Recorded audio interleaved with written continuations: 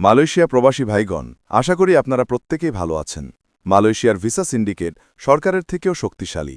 সিন্ডিকেটের অজানা রহস্য জেনে নিন। চলুন খবরে বিস্তারিত জেনে নেওয়া যাক। মালয়েশিয়া কলিং ভিসার সিন্ডিকেট বাংলাদেশ সরকারের চেয়েও শক্তিশালী। আপনি ঠিকই শুনেছেন।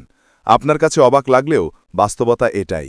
এরা চাইলে মালয়েশিয়ার সহজে বাংলাদেশি কর্মী নিবে, আর তারা না চাইলে আরও জটিল সমীকরণ দাঁড় করাবে। বাংলাদেশ সরকারের সদিচ্ছা থাকা সত্ত্বেও এই সিন্ডিকেট সহজে ভাঙার ক্ষমতা আপাতত বাংলাদেশ সরকারের হাতে নেই। মূল আলোচনায় মালয়েশিয়া।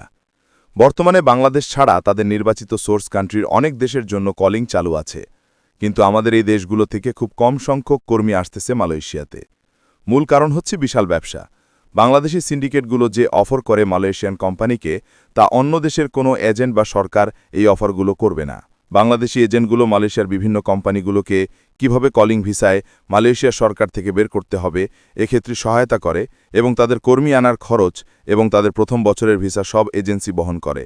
মালয়েশিয়া কোম্পানির জন্য এটা খুবই লাভজনক যে তারা কোম্পানি ভিসা প্রাপ্তিসহ মালয়েশিয়াতে বাংলাদেশি একটা কর্মী আসা পর্যন্ত, বিমান টিকিট সবকিছু পর্যন্ত এজেন্সি বহন করে।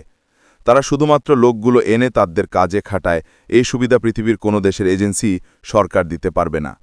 এই সকল খরচ এবং এজেন্সিগুলো লাভ সবকিছুই তারা শ্রমিকের ঘাড়ে চাপায়, এবং শ্রমিকরা সদিচ্ছায় তারা মালয়েশিয়া আসতে 4 থেকে 5 লাখ টাকা খরচ করে, যা Nepal, Sri Lanka, India, Pakistan, Philippines, Cambodia, Indonesia এই দেশগুলোর লোক কখনোই বহন করবে না।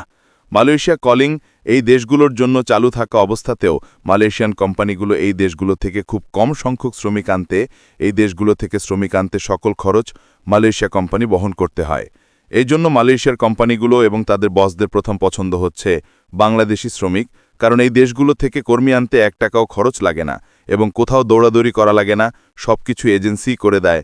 সে বিনা খরচে শ্রমিক এনে তার কোম্পানিতে খাটায়।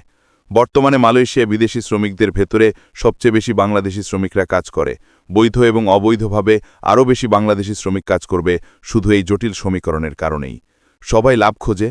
মালয়েশিয়া সরকারও তার দেশের কোম্পানিগুলোর যেন লাভ হয় সেই সাপোর্ট দেয়। এখানে আপনি কার দোষ দিবেন?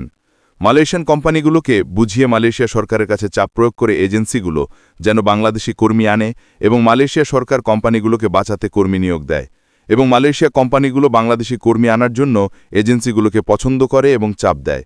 এবং বাংলাদেশ সরকার যদি তার পছন্দমতো এজেন্সি দেয়, তারা সেটা মানতে চায় না, এবং বাংলাদেশি কর্মীগুলো 4 থেকে 5 লাখ টাকা খরচ করে মালয়েশিয়া আসার জন্য নিজে থেকে টাকা দেয়, এবং এখানে তাদেরকে কেউ চাপও প্রয়োগ করে না। সবকিছু হচ্ছে খুবই সদিচ্ছায়। তাহলে আপনি দোষ কাকে দিবেন? এইটাই সিস্টেম, সামনে এটাই চলবে, বর্তমানেও চলতেছে, এবং এই সিস্টেম ভাঙা খুবই জটিল এবং কঠিন। বলতে গেলে এই সিন্ডিকেট কর্মী নিয়োগ হওয়া বন্ধ হয়ে যাবে মালয়েশিয়াতে, এবং এইটাই চরম বাস্তবতা। আমার কথা যদি বিশ্বাস না হয়, মালয়েশিয়ায় থাকা যে কোনো পুরাতন প্রবাসীর সাথে কথা বলেন, আপনি প্রমাণ পাবেন। ভিডিওটা আমাদের সকল